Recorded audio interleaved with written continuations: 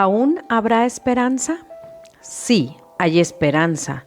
Podemos esperar en la palabra de Dios cuando las circunstancias y el consejo están todos en contra.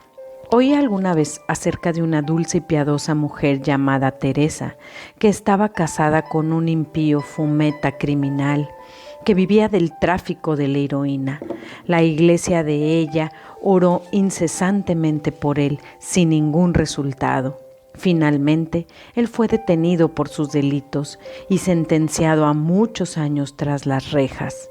En la misma iglesia había un buen hombre de Dios que tenía una esposa sin interés alguno en las cosas de Dios y sin mucho interés en su marido.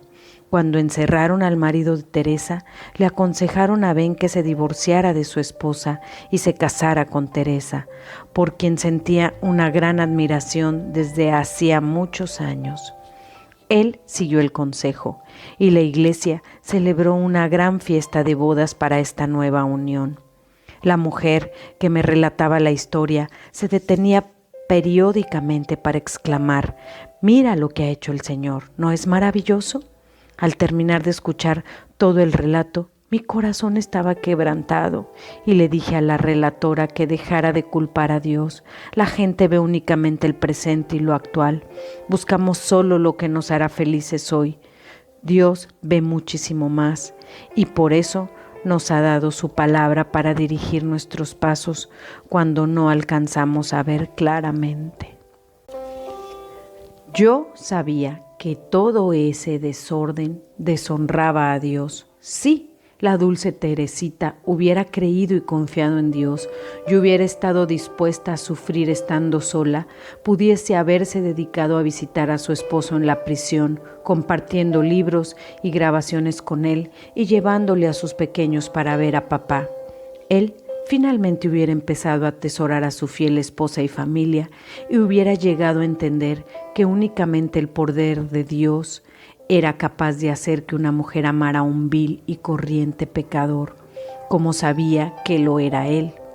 Entonces el señor Fumeta hubiera estado abierto a Dios. ¿Quién sabe cuántos hombres en esa prisión hubieran oído la antigua historia acerca del Salvador que dejó la gloria solo para salvarlos de sus pecados?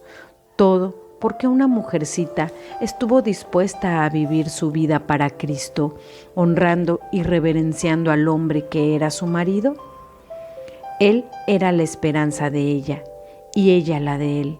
Si tan solo algún hombre o mujer sabios hubieran podido ayudar a Teresa a ver el milagro que Dios le hubiera podido dar. Pero a los que están unidos en matrimonio, mando, no yo, sino el Señor, que la mujer no se separe del marido, y si se separa, quédese sin casar o reconcíliese con su marido, y que el marido no abandone a su mujer.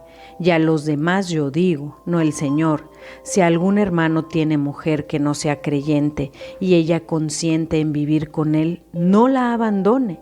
Y si una mujer tiene marido que no sea creyente y él consiente en vivir con ella, no la abandone, porque el marido incrédulo es santificado en la mujer y la mujer incrédula en el marido, pues de otra manera vuestros hijos serían inmundos, mientras que ahora son santos. Pero si el incrédulo se separa, sepárese, pues no está el hermano o la hermana sujeta a servidumbre en semejante caso, sino que a paz nos llamó Dios. ¿Por qué? ¿Qué sabes tú, oh mujer, si quizás harás salvo a tu marido? ¿O qué sabes tú, oh marido, si quizás harás salvo a tu mujer? Primera de Corintios 7, 10 al 16. ¿Hay esperanza? Claro que hay esperanza. No siempre es como pensamos que debe ser la esperanza. Dios nos ha dado un plan mediante el cual, a través de nuestra sujeción y reverencia, Él puede cambiar el corazón de cualquier hombre en alguna medida. A fin de cuentas, las Escrituras nos enseñan que hay algo mucho más grande e importante para Dios que nuestra felicidad. No se trata de nuestra felicidad, se trata de nuestra santidad. No importa cuánto duela, no importa si vemos resultados, aun cuando el marido no se convierta. Dios es digno de nuestra obediencia, que a los ojos de Él es adoración. He aquí el ojo de Jehová sobre los que le temen, sobre los que esperan en su misericordia. Salmo 33, 18. 3 asuntos claves: nuevo matrimonio, anticoncepción y la cubierta de la cabeza. Pero ya me volví a casar. Estimado señor Pearl, es triste saber que uno se ha perdido la voluntad de Dios para su vida. Yo deseo hacer la voluntad de Dios y con la ayuda de mi iglesia estoy dispuesta a poner mi vida por Cristo. Mi primer marido me dejó, me pidió el divorcio, por supuesto que yo nunca acepté, y ofreció darme todo, incluyendo a los niños, con la condición de que no exigiera pensión alimenticia. Si yo pedía eso, él iba a pelear a los niños. Dejé que se saliera con la suya, con tal de salvar a mis hijos.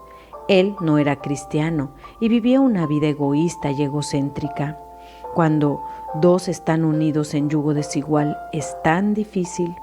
Él no tenía ningún interés en la iglesia ni en leer la Biblia y era una mala influencia para los hijos. No me dio tristeza verlo partir. 3 años más tarde conocí a Fred y me casé con él. Ambos éramos divorciados y los dos trajimos niños al nuevo matrimonio. Durante los últimos 12 años hemos tenido altas y bajas.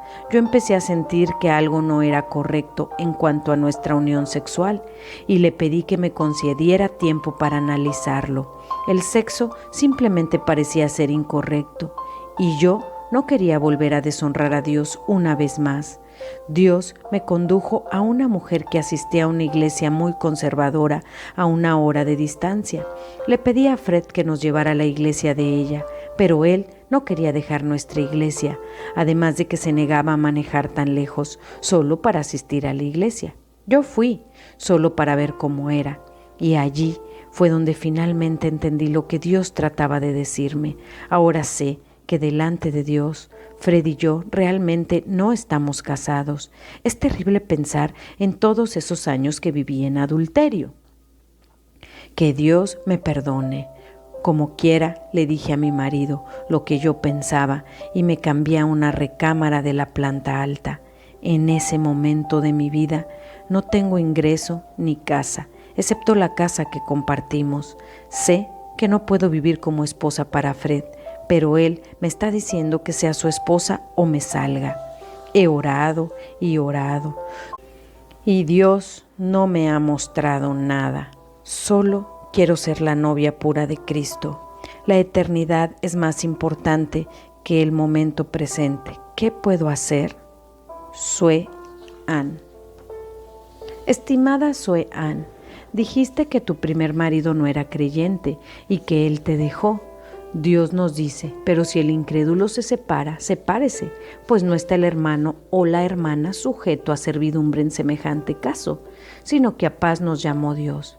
1 Corintios 7:15. También dices que tu primer marido se ha vuelto a casar uniéndose así a otra. Mateo trata ese tema en 2 capítulos diferentes. Pero yo os digo que el que repudia a su mujer, a no ser por causa de fornicación, hace que ella adultere. Y el que se casa con la repudiada comete adulterio. Mateo 5:32. Yo os digo que cualquiera que repudia a su mujer, salvo por causa de fornicación, y se casa con otra, adultera. Y el que se casa con la repudiada, adultera. Mateo 19:9. ¿O no sabéis que el que se une con una ramera es un cuerpo con ella? Porque dice, los dos serán una sola carne. 1 Corintios 6:16. Expresas dudas de que tu matrimonio con Fred sea un verdadero matrimonio. Sin embargo, Jesús nos da un ejemplo claro de lo que él considera que es un verdadero matrimonio, cuando habló con la mujer samaritana en el pozo de Sicar. Y estaba allí el pozo de Jacob. Entonces Jesús, cansado del camino, se sentó así junto al pozo. Era como la hora sexta. Vino una mujer de Samaria a sacar agua y Jesús le dijo, dame de beber, pues sus discípulos habían ido a la ciudad a comprar de comer. La mujer samaritana le dijo, ¿cómo tú, siendo judío, me pides a mí de beber, que soy mujer samaritana? Porque los judíos y samaritanos no se tratan entre sí. Respondió Jesús y le dijo: si conocieras el don de Dios y quién es el que te dice, dame de beber, tú le pedirías y él te daría agua viva. La mujer dijo: Señor, no tienes con qué sacarla y el pozo es hondo. ¿De dónde pues tienes el agua viva? ¿Acaso eres tú mayor que nuestro padre Jacob, que nos dio ese pozo, de cual bebieron él, sus hijos y sus ganados? Respondió Jesús y le dijo: cualquiera que bebiere de esta agua volverá a tener sed, mas el que bebiere del agua que yo le daré no tendrá sed jamás, sino que el agua que yo le daré será una fuente de agua que salte para vida eterna. La mujer le dijo: Señor, dame de esa agua, para que no tenga yo sed, ni venga aquí a sacarla. Jesús le dijo: ve, llama a tu marido y ven acá. Respondió la mujer y dijo: no tengo marido. Jesús le dijo: bien has dicho, no tengo marido, porque 5 maridos has tenido, y el que ahora tienes no es tu marido.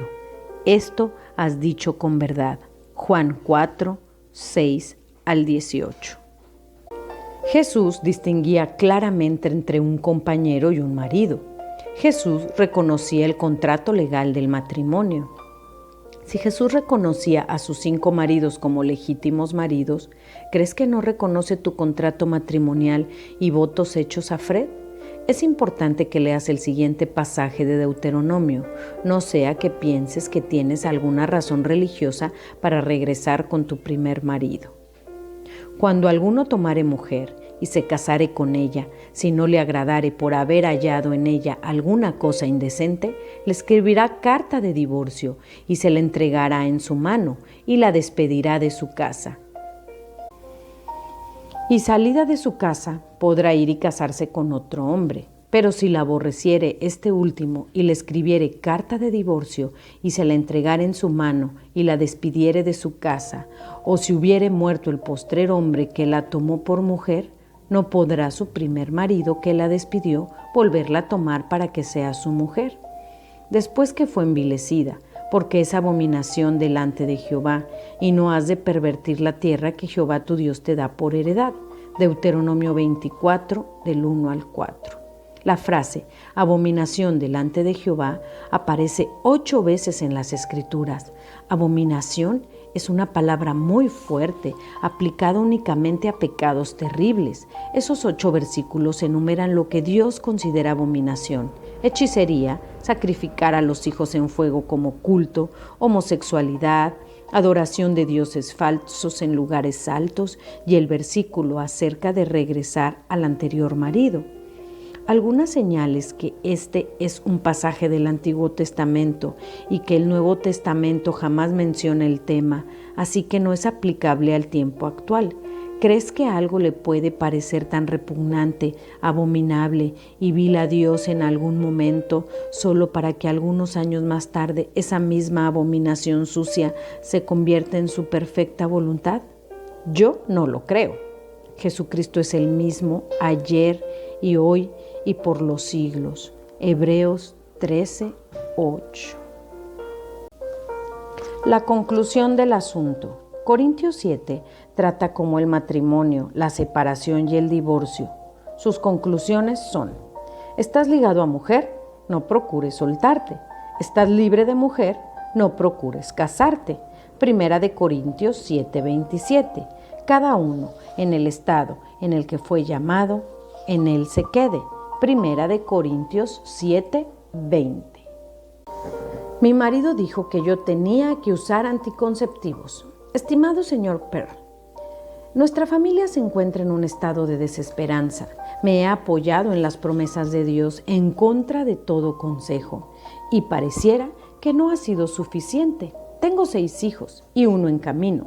Mi marido me dijo que si me volvía a embarazar me dejaría y jamás volvería a saber de él. Parece que lo decía en serio. No hemos sabido de él en 3 meses y nos dejó sin medio alguno de sostenimiento. Mis 2 hijos mayores fueron sorprendidos robando revistas malas en la tienda del barrio anoche. Tienen solo 10 y 11 años de edad. No es la primera vez que los muchachos han tenido problemas con la ley. Desde que intervino el Departamento de Defensa del Menor, los vecinos han registrado quejas de que mis otros hijos andan sueltos y sin supervisión. Se debe únicamente a que educo en el hogar. Es como si el diablo no estuviera satisfecho mientras yo me haya robado a todos.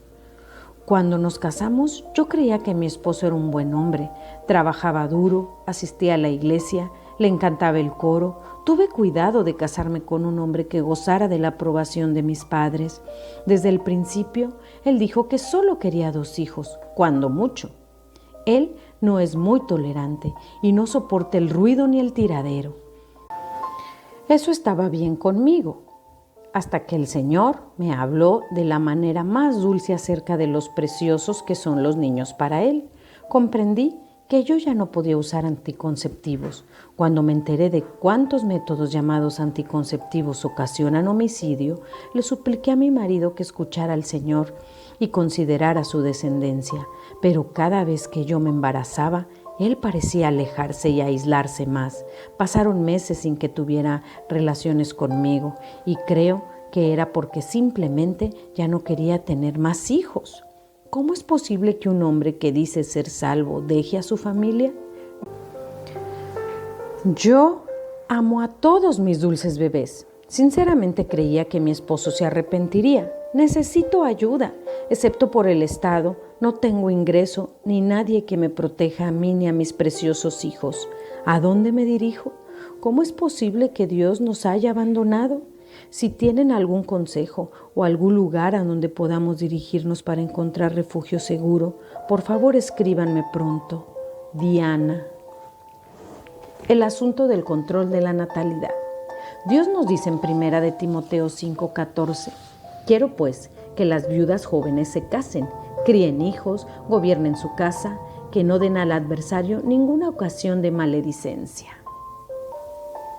Es claro que la voluntad de Dios es que las mujeres jóvenes se casen y tengan hijos. No hay nada más precioso para mi esposo y para mí que nuestros 5 hijos. Todos son adultos y están casados y ahora están teniendo sus propios hijos. Cuando oigo pequeños piecitos corriendo por la casa y luego oigo el grito alegre, «Papá grande, mamá Pearl», mi corazón se derrite de gozo y alegría. Cuando veo a mis hijos instruyendo cuidadosamente a sus pequeños para enseñarles a obedecer con alegría, o cuando observo la luz en sus ojos al poner en mis brazos a su más reciente bebé, despierta en mí una profunda fuente de placer. Dios nos dice en 3 de Juan 4, no tengo yo mayor gozo que que el oír que mis hijos anden en la verdad. Espero que todos mis hijos tengan una casa llena de hijos. Mi esposo dice, me gustaría cargar 40 nietos en mi regazo antes de convertirme en un recuerdo ocasional enmarcado en un álbum fotográfico de $3. Hemos observado que las familias numerosas tienen más probabilidades de producir hijos que son emocionalmente estables, menos egoístas, con mejores probabilidades de llegar a ser adultos confiados y equilibrados. Las personas más egoístas que he conocido son los hijos únicos o los últimos nacidos que llegaron 10 años después de los demás hijos y crecieron como hijos únicos. Estoy consciente de que yo crecí como persona con el nacimiento y crianza de cada uno de mis hijos. La carga de cuidar de un hijo, afanarse, orar, entrenarlos, conducirá a la madurez a madres y padres jóvenes. Sin hijos, las esposas adolescentes suelen permanecer inmaduras con poco interés por la necesidad de otros. Maridos y esposas no siempre están de acuerdo en este asunto del tamaño de la familia. En ocasiones, como en la carta anterior, los maridos expresan a las esposas que no desean tener un gran número de hijos. La esposa toma lo que ella considera la postura superior, convencida de que el uso de métodos de control de la natalidad, alguno que no aborte un nuevo fecundo o espaciar sus partos mediante una planeación cuidadosa, equivale a no confiar en Dios. Cuando Eva pecó, Dios la maldijo con concepción múltiple, tener más bebés con mayor frecuencia, además de algunos abortos espontáneos. A la mujer dijo, multiplicaré en gran manera los dolores en tus preñeces. Génesis 3:16. Diana rehusó seguir el liderazgo de su marido, convirtiéndose en esencia en la cabeza del hogar en esta área. Cuando la mujer toma lo que ella considera una postura superior, como lo hizo Eva, desobedece a su marido, está blasfemando, hablando mal la palabra escrita de Dios. No hay ningún mandamiento en la Escritura respecto al tamaño de la familia, sino únicamente la firme promesa de Dios de bendecir al hombre, cuya aljaba está llena de hijos. Dios dice claramente que el varón es la cabeza y que la mujer ha de sujetarse a su marido. No tengo ninguna respuesta para Diana, cuyo marido la dejó con una aljaba rebosante de hijos para criar sola. No hay ningún refugio seguro para todas las familias que se han dividido por este asunto, y a juzgar por la vasta cantidad de cartas que recibimos como esta, hay muchos. Solo puedo decirle que Dios no la ha desamparado. Ella abandonó a Dios, su palabra escrita y su plan claramente delineada para la mujer. Eso es lo que sucede cuando la palabra de Dios es blasfemada. En ocasiones será la esposa la que duda respecto a tener más hijos. Generalmente está preocupada por su salud. Este interés ocupa una prioridad muy alta en la mente de la mujer, pero realmente es una pequeñez si se compara con los valores eternos. De cualquier manera, la respuesta es la misma. El marido es la cabeza. Él decide, aunque la mujer tiene libertad de apelar, aunque no de fastidiar a su marido para que reconsidere, la mujer tendrá que responder a Dios por su disposición a honrar a su marido. El lugar del hombre es de mucho mayor seriedad. Él rendirá cuentas a Dios por la manera en que ha guiado a su familia y por las decisiones que ha tomado. Alégrate de ser mujer, con una orden clara y sin complicaciones. ¿Y qué hay de la cubierta de la mujer? Estimado señor Pearl, ¿podrían explicarme qué es lo que significa cuando la Escritura dice que la mujer debe cubrirse la cabeza? Una buena amiga me mandó un librito que se llama ¿Debe ella usar velo? Dios le ha traído a ella convicción respecto al uso de la cubierta y ella quiere compartir conmigo el gozo del uso de la cubierta. Mi marido considera que es una tontería y se niega siquiera a comentar el asunto. Me dijo que hiciera lo que quisiera, pero que si hacía lo que él quería, no usaría ese ridículo trapito. Sí me pidió que le escribiera a ustedes porque sabe que leo sus escritos sobre la crianza de los hijos. También sabe que ustedes son bien conocidos por su postura de que la mujer debe honrar a su marido y él cree que lo apoyarán a él en relación con este asunto.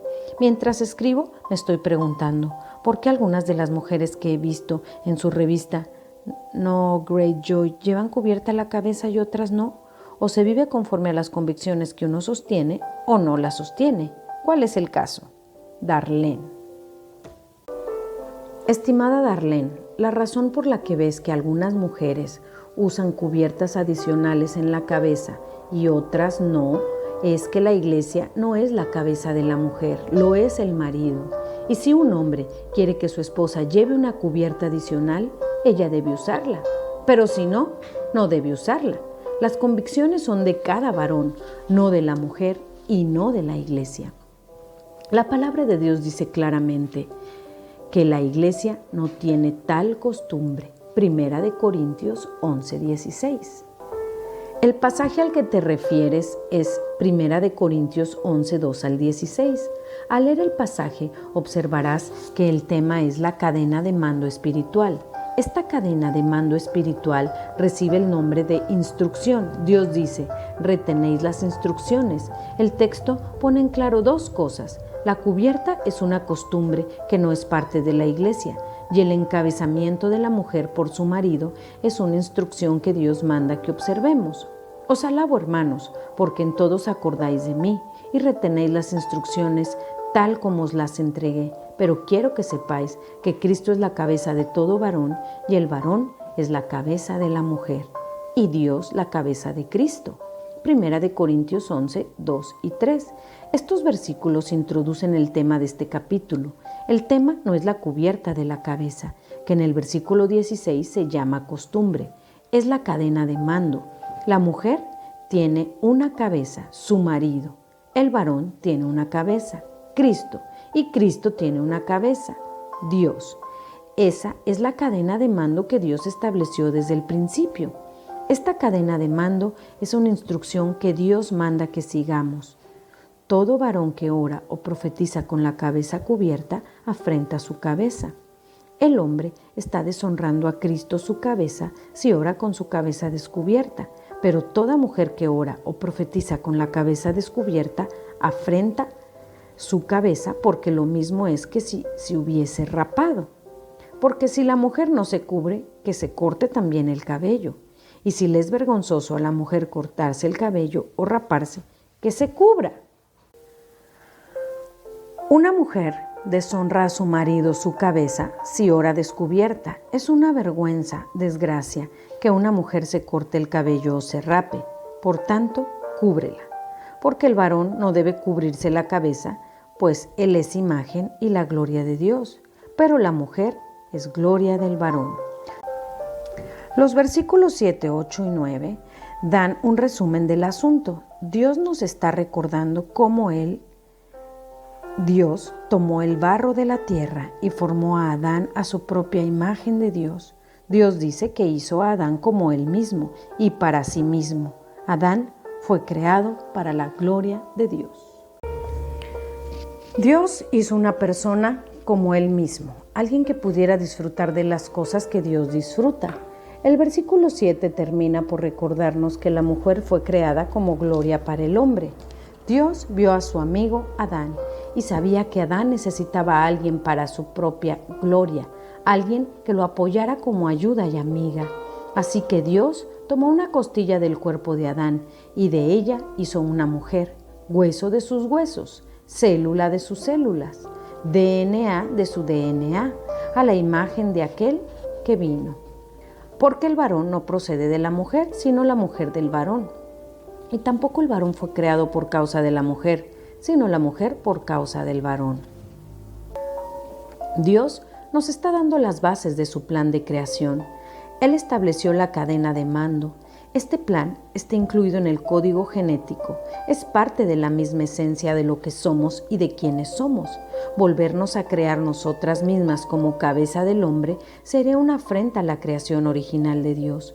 Los ángeles conocen y entienden ese plan de la creación. Ellos estaban presentes observando y esperando. Dios dice que es por causa de ellos, los ángeles, que la mujer debe honrar a su marido como su cabeza, por lo cual la mujer debe tener señal de autoridad sobre su cabeza por causa de los ángeles.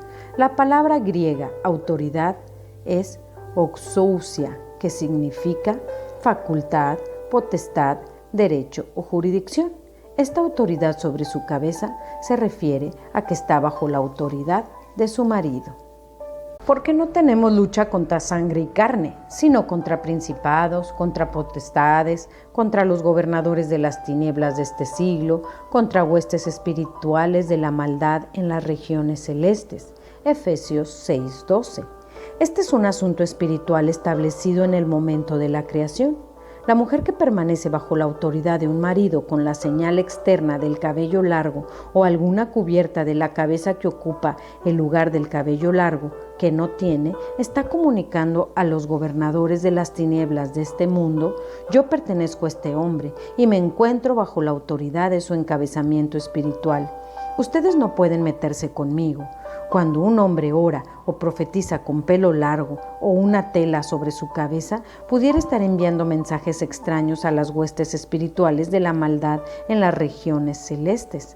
Pero en el Señor, ni el varón es sin la mujer, ni la mujer sin el varón, porque así como la mujer procede del varón, también el varón nace de la mujer, pero todo procede de Dios. Pablo reconocía que si estos versículos se malinterpretaban, podrían dejar a las mujeres sintiéndose insignificantes.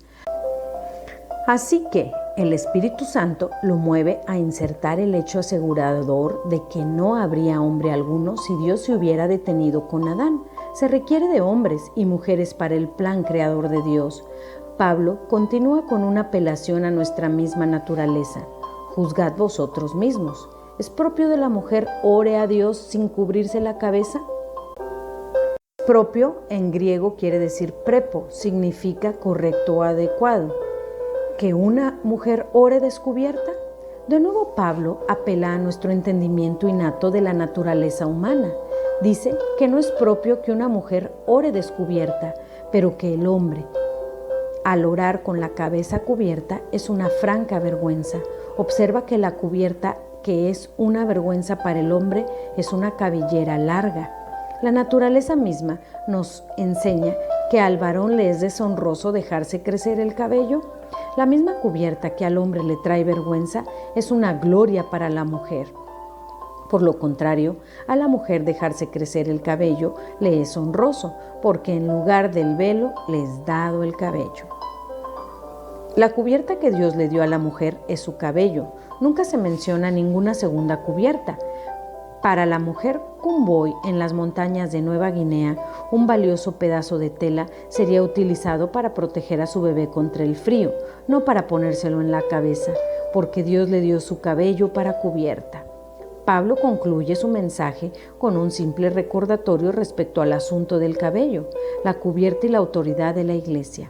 Ordena a las iglesias que no contiendan por el asunto de cabello largo o corto y que no lo manejen como una costumbre divinamente aprobada. En el versículo 16 dice: con todo esto, si alguno quiere ser contencioso, nosotros no tenemos tal costumbre ni las iglesias de Dios. Sea que lleves el cabello largo o corto o uses un pañuelo, la regla de Dios sigue siendo que todas las mujeres casadas o solteras guarden silencio en la iglesia, lo cual incluye orar y profetizar. No es difícil entender esto, pero a muchos les resulta muy difícil aceptarlo. Vuestras mujeres callen en las congregaciones, porque no les es permitido hablar, sino que estén sujetas como también la ley lo dice. Y si quieren aprender algo, pregunten en casa a sus maridos, porque es indecoroso que una mujer hable en la congregación. Primera de Corintios 4, 33 al 35.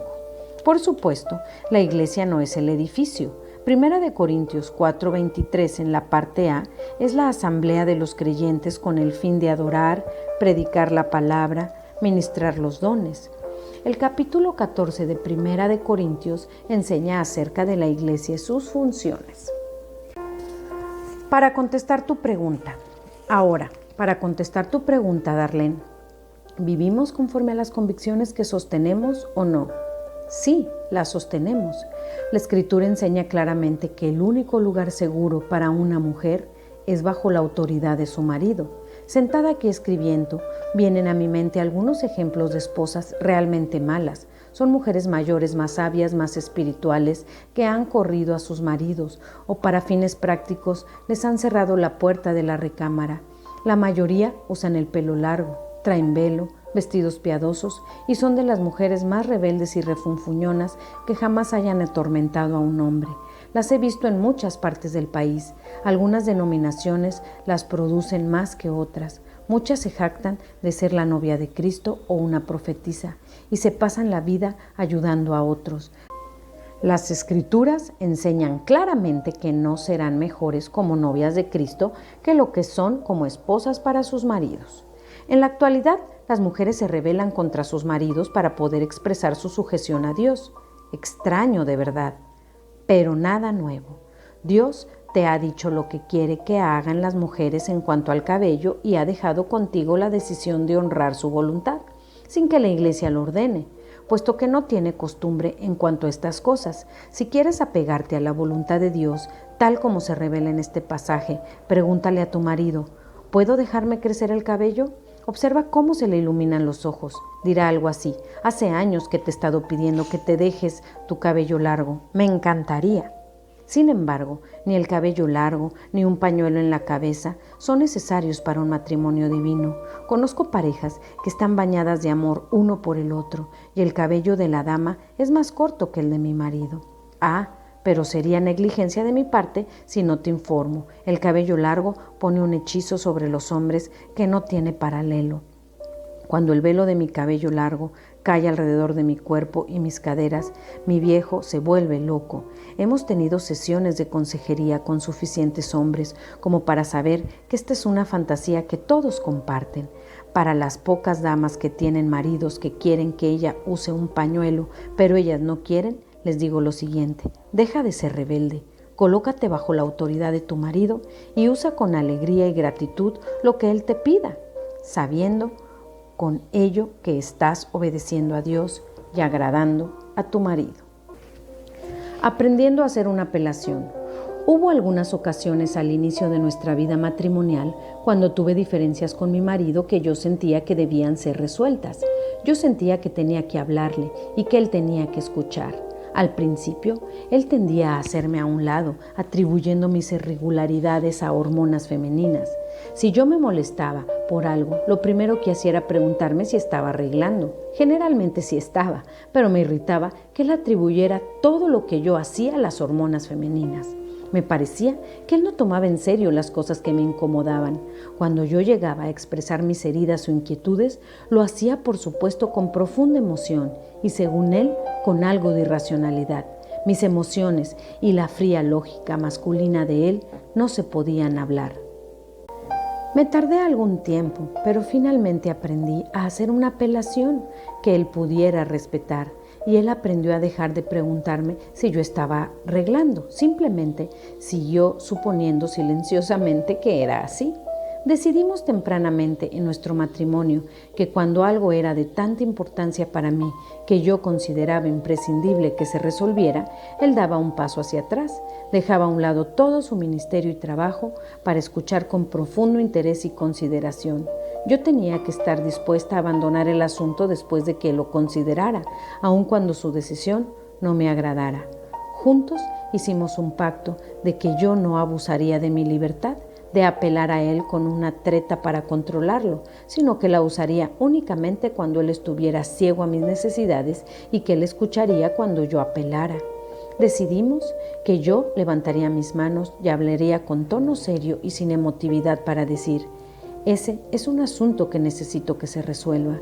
Resulta que solo he recurrido a esto unas 4 o 5 veces en todo nuestro matrimonio. Si conocieras a mi marido, te sorprenderías de que tan pocas veces haya tenido que recurrir a mi apelación. Él nació con una cantidad extrema de empuje y dominancia, y lo que a algunos les parece un déficit de amabilidad. Digo esto a manera de elogio.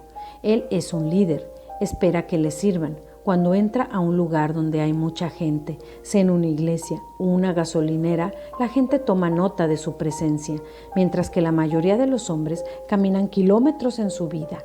Él ha recorrido galaxias, ha esperado que yo haga lo mismo. Mi vida nunca ha sido realmente mía. He estado de guardia cada minuto de cada día. Lo que aprendí cuando acordamos tener esa política de apelación fue que la mayoría de los problemas cotidianos no eran tan abrumadores después de todo, y una vez que yo sabía que contaba con un foro en el que podía conseguir una audiencia justa, descubrí que estaba dispuesta a tolerar mucho más. Las pocas ocasiones en que tuve necesidad de usar mi apelación giraban principalmente en torno a su incapacidad para ver la perspectiva de la mujer en algún asunto. Él revisó Lecciones sobre sujetas a su marido. Trata con Dios muy en serio.